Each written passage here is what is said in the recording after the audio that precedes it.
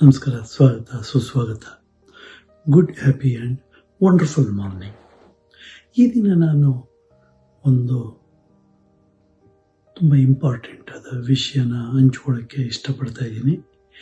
ಇದು ಏನಪ್ಪ ಅಂದರೆ, ನಮ್ಮ ದೇಶದ ವಿದ್ಯಾರ್ಥಿಗಳು ಹೈಯರ್ ಸ್ಟಡೀಸ್ಗಾಗಿ UK, US, ಆಮೇಲೆ ಆಸ್ಟ್ರೇಲಿಯಾ ಇಂಥ ಕಡೆಗೆ ಹೋಗ್ತಾರೆ. ನಾನು ಇನ್ ಪರ್ಟಿಕ್ಯುಲರ್ USA ಬರೋ ಮಕ್ಕಳು ಬಗ್ಗೆ ಮಾತಾಡ್ತಿದ್ದೀನಿ.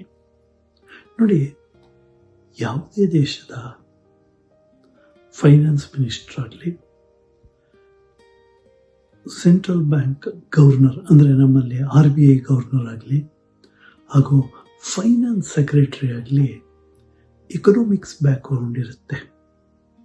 ಓಕೆ, ನಿಮಗೆಲ್ಲರಿಗೂ ಗೊತ್ತಂಗೆ ರೈತ ನಮ್ಮ ದೇಶದ ಬೆನ್ನೆಲುಬು ಅಂತ ಹೇಳ್ತೀವಿ. ಅದೇ ರೀತಿ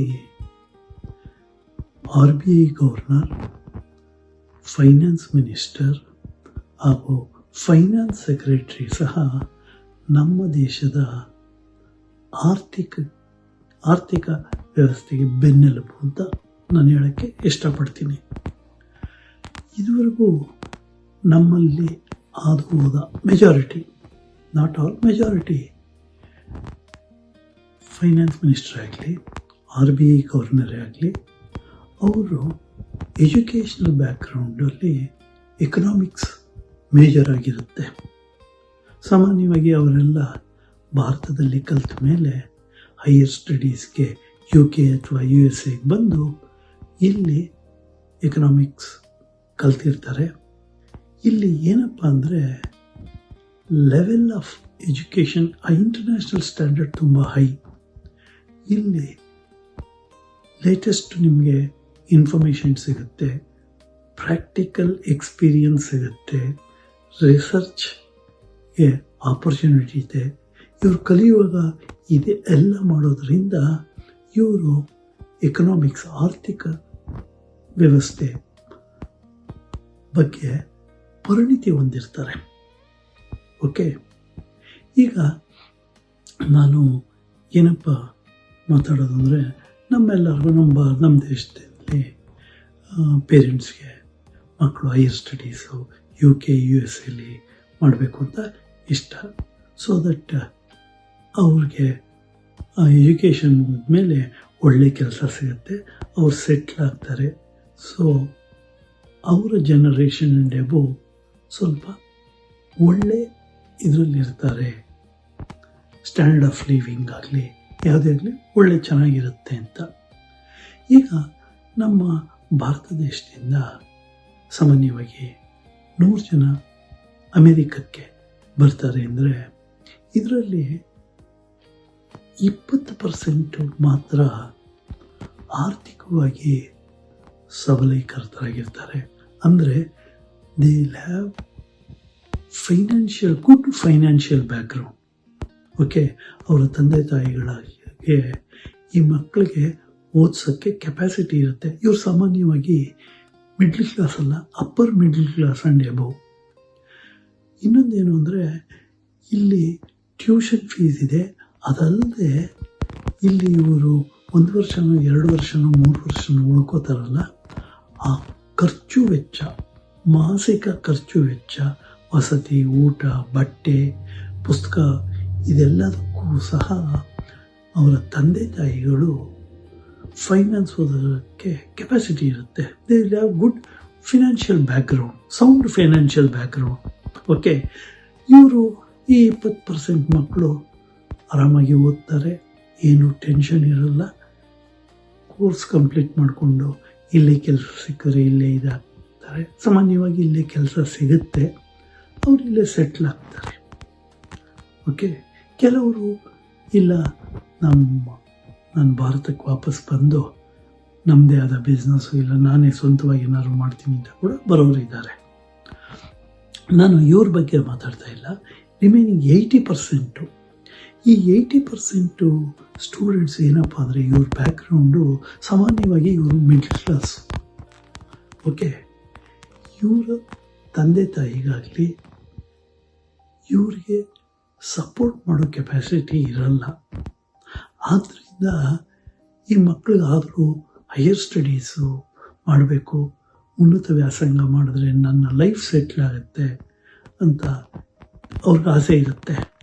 ಅದಕ್ಕೆ ಅವ್ರೇನು ಮಾಡ್ತಾರೆ ಅಂದರೆ ಈ ಎಜುಕೇಷ್ನಲ್ ಲೋನ್, ಓಕೆ, ಕೆಲವು ಸಲ ಅವ್ರದ್ದೇನೋ ಸಣ್ಣ ಆಸ್ತಿ, ಸ್ಥಿರ ಆಸ್ತಿ ಅದು ಇದ್ದರೆ ಅದು ಮಾರಾಗಲಿ, ಇಲ್ಲ ಒತ್ತೆ ಇಟ್ಟಾಗಲಿ, ಇಲ್ಲ ಅವರ ತಂದೆ ತಾಯಿದು ಬಂಗಾರ ಒಡವೆ ಇದ್ರೆ ಮಾರಿ ಆಗಲಿ, ಇವ್ರ ಟ್ಯೂಷನ್ ಫೀಸ್ ಹೊಂದಿಸ್ಕೋತಾರೆ. ಓಕೆ, ಈ ಎಜುಕೇಷನ್ ಲೋನ್ ಆಗಲಿ, ಈ ಇವ್ರ ತಂದೆ ತಾಯಿ ಮಾರಾಟ ಮಾಡಿ ದುಡ್ಡು ಕೊಡ್ತಾರಲ್ಲ, ಇದು ಸಾಮಾನ್ಯವಾಗಿ ಟ್ಯೂಷನ್ ಫೀಸ್ಗೆ ಮಾತ್ರ ಸರಿಯಾಗುತ್ತೆ. ಬಟ್ ಇವರಲ್ಲಿ ದೈನಂದಿಕ ಮಾಸಿಕ ವೆಚ್ಚ, ವಸತಿ, ಊಟ, ಬಟ್ಟೆ, ಪುಸ್ತಕ, ಇದ್ರ ಬಗ್ಗೆ ಇವ್ರ ಹತ್ರ ದುಡ್ಡು ಇರಲ್ಲ. ಈಗ ಇಲ್ಲಿ ತನಕ ಏನಪ್ಪ ಇತ್ತು ಅಂದರೆ, ಅಮೇರಿಕಾದಲ್ಲಿ ಹೋದರೆ ಪಾರ್ಟ್ ಟೈಮ್ ಕೆಲಸ ಮಾಡ್ಕೊಂಡು ನಾವು ಜೀವನ ಮಾಡ್ಬೋದು, ಹಾಗೆ ಕಲೀಲೂಬೋದು, ನಮ್ಮ ಎಜುಕೇಷನ್ ಮುಗಿಸ್ಕೋಬೋದು ಅಂತ ಇದುವರೆಗೂ ಆಗಿತ್ತು. ಬಟ್ ಈಗ ಪರಿಸ್ಥಿತಿ ಚೇಂಜ್ ಆಗಿದೆ. ಬಟ್ ಒಂದು ವಿಷಯ ಏನು ಅಂದರೆ, ಈ ಎಜುಕೇಷನ್ ಏನು ಮಾಡೋಕ್ಕೆ ಬರ್ತಾರಲ್ಲ ಅವ್ರಿಗೂ ಸಹ ಗೊತ್ತು, they are not suppose to work here. ಅವ್ರು ಬಂದಿರೋದು ಕಲಿಯೋದಕ್ಕೆ, ಡಿಗ್ರಿ ತಗೊಳ್ಳೋದಕ್ಕೆ. ಇಲ್ಲಿ ಅವ್ರಿಗೆ ಕೆಲಸ ಮಾಡೋಕ್ಕೆ ಪರ್ಮಿಷನ್ ಇಲ್ಲ. It is not legal. Okay, ಅದೇ ರೀತಿ ಇವ್ರಿಗೆ ಕೆಲಸ ಕೊಡ್ತಾರಲ್ಲ ಎಂಪ್ಲಾಯರ್ಸು, ಅವ್ರಿಗೆ ಸಹ ಗೊತ್ತು ಇದು ತಪ್ಪು, ಇಟ್ ಈಸ್ ನಾಟ್ ಲೀಗಲ್. ಅದೇ ರೀತಿ ಇಲ್ಲಿ ಅಥಾರಿಟೀಸ್ಗೆ ಸಹ ಗೊತ್ತು ಇದು ನಾಟ್ ಲೀಗಲ್ ಅಂತ. ಆದರೆ ಆಲ್ ದೀಸ್ ಡೇಸ್ ಅವರು ಇಗ್ನೋರ್ ಮಾಡ್ತಾಯಿದ್ರು. ಈಗ ಟ್ರಂಪ್ ಪ್ರೆಸಿಡೆಂಟ್ ಆದ್ರಲ್ವಾ, ಅವರ ಬೇಸಿಕ್ ಸ್ಲೋಗನ್ ಏನಿತ್ತಪ್ಪ ಅಂದರೆ, ಮೇಕ್ ಅಮೇರಿಕಾ ಗ್ರೇಟ್ ಅಗೈನ್. ಹಾಗೂ ಅಮೇರಿಕದ ಪ್ರಜೆಗಳಿಗೆ ಫಸ್ಟ್ ಇಂಪಾರ್ಟೆನ್ಸ್ ಕೊಡಬೇಕು, ಎಂಪ್ಲಾಯ್ಮೆಂಟ್ ಸಹ ಅವರಿಗೆ ಮೊದಲು ಹೋಗಬೇಕು. ಈ ವಿಷಯದ ಮೇಲೆ ಅವರು ಪವರ್ಗೆ ಬಂದಿತ್ತು. ಇದು ತಪ್ಪು ಅಂತ ನಾನು ಹೇಳಲ್ಲ.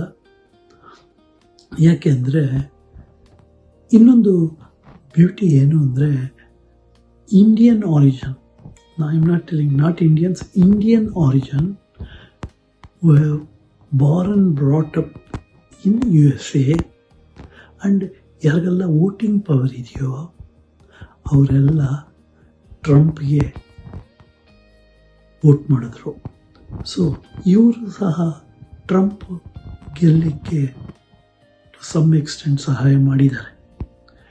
ಇನ್ನೊಂದು ಇವರು ಯಾಕೆ ಮಾಡಿದ್ರು ಅಂದರೆ, ಇವರು ಆಲ್ರೆಡಿ ಅಮೇರಿಕನ್ ಸಿಟಿಸನ್ಸ್.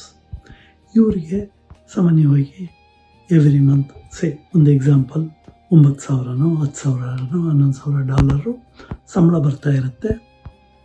ಇವರು ಲೈಫ್ ಕಂಫರ್ಟಬಲ್ ಆಗಿರುತ್ತೆ. ಹಾಗೂ ಇವರು ಸ್ವಲ್ಪ ಸೇವ್ ಸಹ ಮಾಡಿ ಚೆನ್ನಾಗಿರ್ತಾರೆ. ಆದರೆ ಈ ಸ್ಟೂಡೆಂಟ್ಸ್ ಬಂದಿಲ್ಲಿ ಪಾರ್ಟ್ ಟೈಮ್ ಮಾಡ್ತಾರಲ್ಲ, ಅವರು ಈ ಕೆಲಸನ, ಇವರೆಲ್ಲ ಮಾಡೋ ಕೆಲಸನ 40%ಗೆ ಮಾಡ್ತಾರೆ. ಸೊ ಇವರಿಗೆ employment is at risk. Okay, ಅದರಿಂದ ಇವರು ಟ್ರಂಪ್ಗೆ ವೋಟ್ ಮಾಡಿದ್ದು ಯಾಕೆಂದರೆ, ಟ್ರಂಪು ಇಮಿಗ್ರೇಷನ್ ಎಲ್ಲ ತುಂಬ ಸ್ಟ್ರಿಕ್ಟ್ ಮಾಡ್ತಾರೆ. ಸೊ ಇಲ್ಲಿ ಸಿಟಿಸನ್ಸ್ಗೆ ಫಸ್ಟು ಇಂಪಾರ್ಟೆನ್ಸ್ ಕೊಡ್ತಾರೆ. ಅದರಿಂದಲೇ ಎಲ್ಲ ಟ್ರಂಪ್ಗೆ ವೋಟ್ ಮಾಡಿದ್ರು.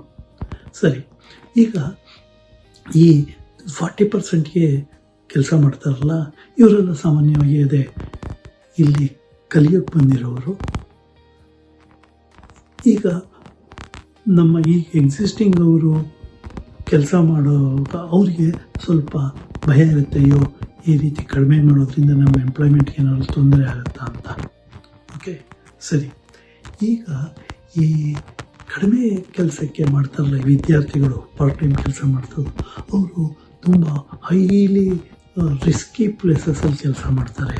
ಹೈಲಿ ರಿಸ್ಕಿ ಪ್ಲೇಸಸ್ ಏನಪ್ಪ ಅಂದರೆ, ಈ ಏರಿಯಾಸ್ ವೇರ್ ಈ gun culture, drugs, robbery, theft, shoplifting ಇವೆಲ್ಲ ಇರುತ್ತಲ್ಲ, ಅಂಥ ಏರಿಯಾಗಳಲ್ಲಿ ಹೋಟೆಲ್ಗಳು, ಮಾಲ್ಗಳು, ಶಾಪ್ಗಳು, ಪೆಟ್ರೋಲ್ ಬಂಕ್ಗಳು ಇಂಥ ಕಡೆ ಕೆಲಸ ಮಾಡ್ತಾರೆ.